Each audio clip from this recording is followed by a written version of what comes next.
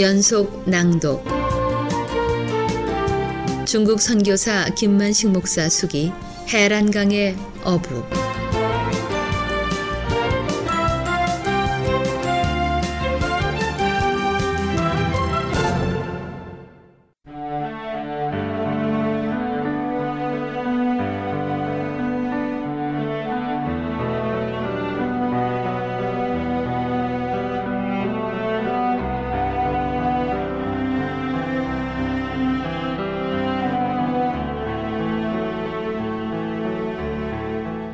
내 전재산 미화 5천 달러를 은미 가정에 붙여주었을 때 임하신 하나님의 놀라운 축복의 손길이 떠올라 내가 의자에서 일어선 채 굳어진 모습으로 한참 동안을 멍청이 서 있는 모습이 이상했던지 주인 아주머니가 무엇을 그렇게 깊이 생각하느냐고 물었다. 종업원을 도와주고 싶다고 얘기하자 이 가게가 팔리면 일할 곳이 없어 저렇게 근심 걱정을 하는데 좋은 일자리를 소개해주면 무척 좋아할 것 같다고 했다. 그렇게 말하는 주인에게 내일부터 이 가게를 종업원에게 넘겨주라고 얘기를 하고 가게를 팔겠다고 써붙여 놓은 광고 종이를 뜯어버리도록 얘기를 하자 주인은 놀란 모습으로 나를 쳐다보고 있었다. 한국말을 알아듣지 못하는 종업원은 주인이 놀라는 표정을 하자 왜 그렇게 놀랐는지 주인에게 묻고 있는 것 같았다. 나를 가리키면서 이분이 이 가게를 당신에게 내일부터 인수해 주라고 한다고 얘기하자 갑자기 종업원은 곱지 않은 시선으로 나를 경계하며 바라보았다. 자기를 꿰어서 다른 사람에게 팔아먹으려고 수작하는 사람이라고 주인한테 중국말로 얘기하는 것을 주인 아주머니가 나에게 통역해 주었다. 친척도 아닌 사람에게 15,000위안을 도와주면서 가게를 사주는 것은 중국에서는 상상할 수도 없고 믿을 수도 없는 일이라고 조선족 주인은 얘기해 주면서 믿을 수 없는 일이기에 저렇게 경계한다고 말해 주었다. 내 깊은 마음을 저들이 지금은 알 수 없겠지. 예수 그리스도의 사랑이 어떤 것인지 알 수 있는 날이 있겠지. 한족 여인의 얼굴에 돋아난 저 새까만 기미는 예수님의 가시면류관이 아니던가. 한족 여인이 자기를 팔아먹으려고 한다는 그 말을 듣는 순간 간절한 마음으로 기도가 나왔다. 이 작은 일을 통해 강팍한 서시장 사람들의 마음속에 조용히 예수님의 사랑의 손길이 전해지며 저들이 예수님의 사랑을 깨닫는 큰 계기가 되게 해달라고 기도했다. 그리고 양복 안 호주머니 속에 깊이 간직한 돈 15,000위안을 주인 여자 손에 넘겨주며 내 신분을 밝혔다.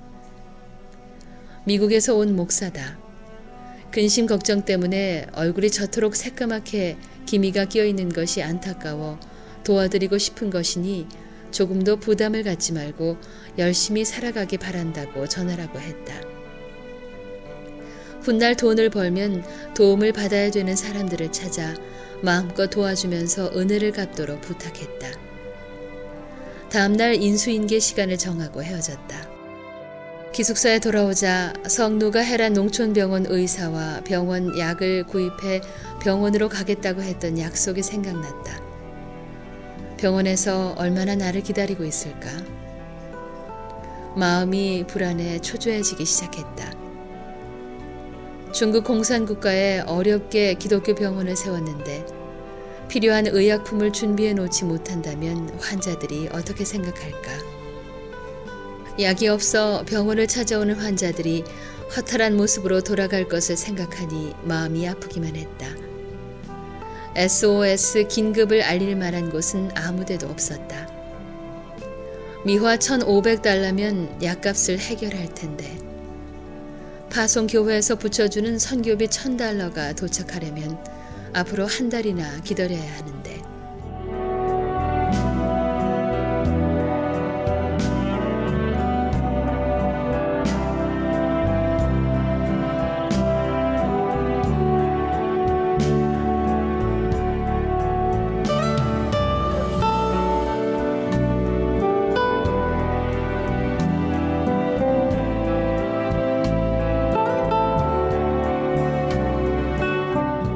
앞으로 한 달 동안 약이 없어 환자들을 치료하지 못하는 병원이 될 것 같아 안타까운 눈빛으로 하늘을 응시했지만 내 마음을 주님은 모른 척하고 계신 것 같았다.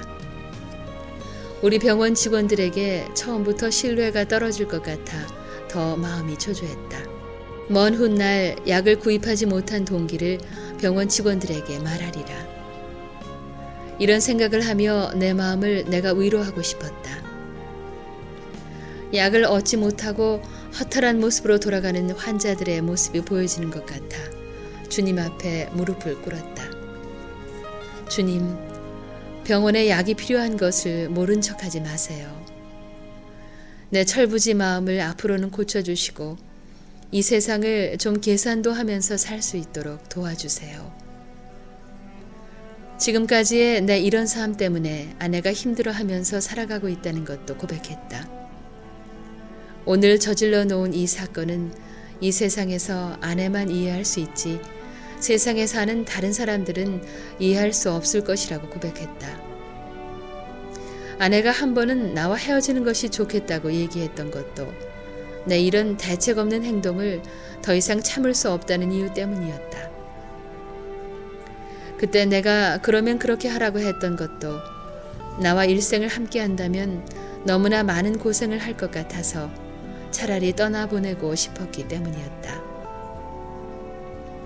결혼 생활 25년 동안 이사 다녔던 17번의 세월이 떠올랐다. 많은 돈을 벌었지만 남을 돕고 싶은 마음 때문에 계산하면서 살아가지 못하도록 성령님은 오랜 세월 나를 놓아주지 않으셨다. 그럴 때마다 아들 셋을 키우는 아내는 나를 이해하기가 너무나 힘들다고 했다. 그런 아내의 말을 들을 때마다 이제는 남은 세월을 계산하면서 살아가겠다고 다짐하곤 했지만 그런 딱한 사정을 보면 어느새 나도 모르게 마음이 움직여지곤 했던 것이다. 내 마음을 창조하신 하나님이 내 마음을 움직이시는데 어떻게 할 것인가. 종업원이 주인으로 바뀌는 날 서시장 중앙통에서 장사하는 사람들은 흥분의 도가니속 같았다. 어느새 소문이 퍼져나갔는지 연길 서시장 사람들이 웅성거렸다. 미국에서 온 목사님이 중국 여인에게 가게를 사주었다는 소문을 듣고 연길시 공산국, 즉 상인들을 관리하는 일종의 세금소에서 매달 세금을 300위안씩 감자부침 가게에서 징수해 갔는데 앞으로는 200위안만 징수하겠다는 연락이 왔다고 했다. 신문사에서 취재하기 위해서 나를 만나겠다는 연락도 왔다. 중국 돈 15,000위안은 서시장 사람들의 마음을 감격으로 바꿔놓았다. 예수님의 사랑의 손길이 무언지 알 수 없었던 서시장 사람들에게 하나님의 사람들이 무슨 일을 하는지 알릴 수 있는 좋은 기회가 됐다. 병원 약을 구입해야 할 약값으로 감자부침 가게를 사주었던 이 기막힌 일로 인해서 하나님은 더 값지게 당신을 드러내고 계시는 것 같았다. 어느 조선족 상인은 화를 내기도 했다. 같은 조선족을 도와주지 못하고 중국인 한족을 도와줄 것이 뭐냐고 핀잔을 하는 분도 있었다. 그럴 때면 하늘나라에는 민족이 달라도 한 형제라는 것을 그 사람이 알 수 있는 날이 오기를 기도했다.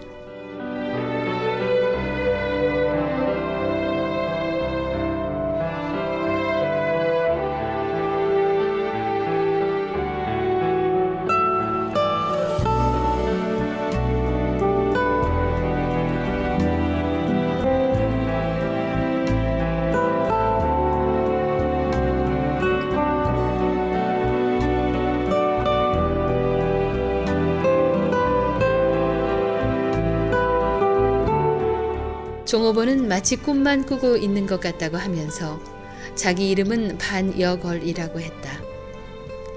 내가 목사라는 것을 알고 안심이 됐다고 하면서 자기도 하나님을 믿고 섬기고 있다고 고백했고 연변 연길시에 오기 전부터 흥룡강성에서 교회를 다녔는데 이곳에 도착하면서부터는 연길교회에 다닌다고 했다. 지난 성탄절에 교회에 가서 예배를 드릴 때 하나님께서 나를 사랑해주고 구원해주신 그 은혜가 너무나 감사해서 헌금을 하고 싶었지만 돈이 없어서 주인 아주머니에게 20위안을 빌려서 헌금을 드릴 때, 앞으로는 하나님께 헌금할 때 남에게 빌려서 헌금하지 않도록 기도했는데 이렇게 자기의 기도를 들어주신 것이 감사하다고 하면서 이제부터는 헌금을 드릴 때 빌리는 일이 없겠다며 눈물을 흘리는 것이 아닌가. 지금도 꿈을 꾸는 것 같다고 하면서 주위 사람들이 자기에게 귀인을 만났다고 이구동성으로 기뻐하며 당신이 믿는 하나님은 꼭 살아있다고 얘기한다면서 앞으로 시장에서 이 가게는 하나님이 주신 가게라고 소개하며 복음을 전파하겠다고 했다. 나는 종업원 아주머니의 얘기를 들으면서 성령께서 하신 귀한 일이라는 것을 다시 한번 깨달았다.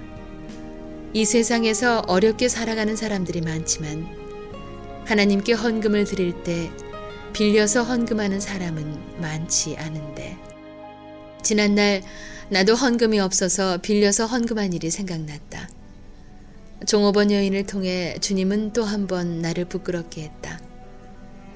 빌려서 헌금을 한 사람은 나밖에 없는 줄 알았는데 공산국가에서도 있었다는 것이 내 마음의 교만을 다시 한번 주님께서 지적해 주시고 깨우쳐 주시는 것 같았다. 앞으로 돈을 벌면 조선족 10가정을 꼭 도와가면서 살겠다고 얘기하는 종업원 아주머니의 꿈이 이루어지도록 기도하며 자리에서 일어났다. 내가 감자부침을 먹기 위해 시장 골목을 걸어 들어갈 때마다 강팍한 상인들의 마음속에 하나님을 증거하는 나를 달라고 기도했던 나날들을 주님은 기억하시고 내 기도를 들어주신 것 같아 감격스러웠다. 시장 골목을 들어설 때마다 낯익은 얼굴들이 나를 대하는 눈빛 속에서 당신이 믿는 하나님은 살아계시다 라고 고백하고 있는 것 같아 너무나 감사했다.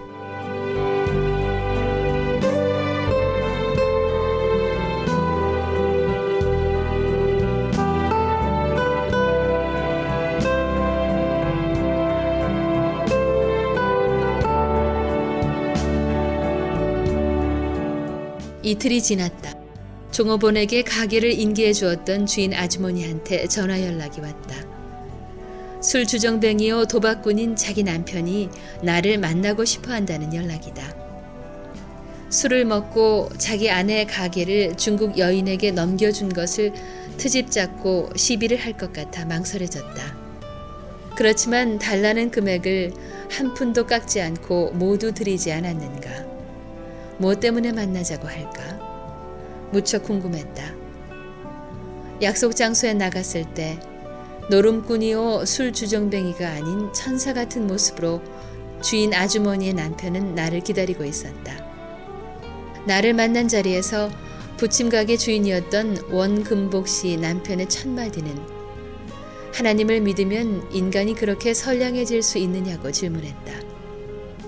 지금까지 살아오면서 목사라는 얘기를 몇 번 들은 적은 있지만 이렇게 목사와 만나는 것은 처음 있는 일이고 웬일인지 꼭 한번 만나보고 싶어서 용기를 냈다고 했다.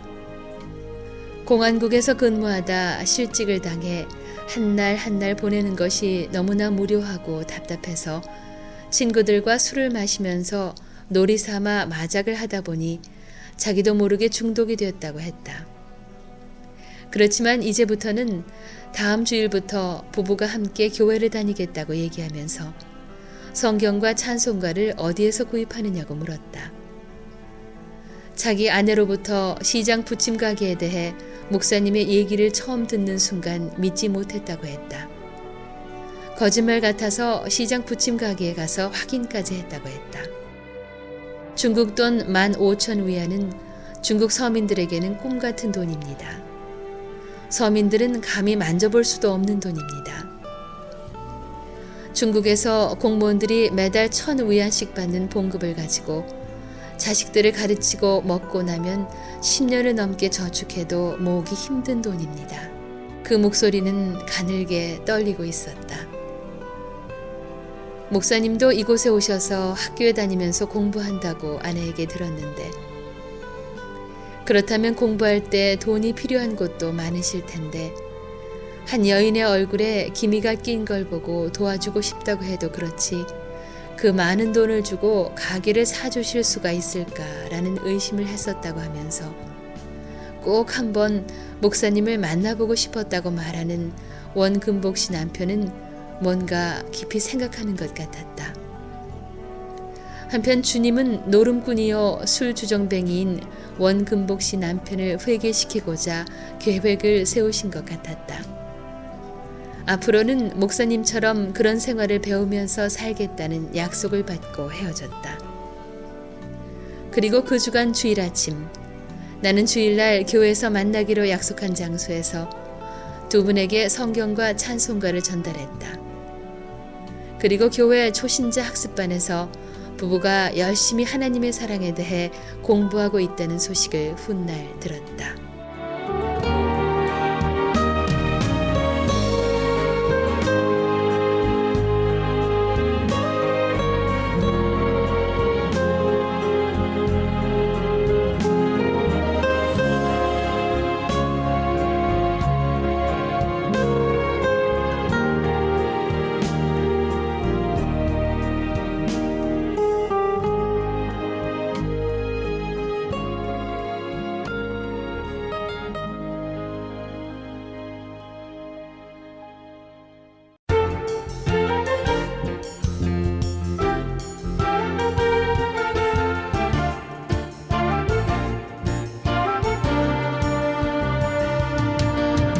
중국 선교사 김만식 목사 수기 해란 강의 어부 지금까지 이정은이었습니다.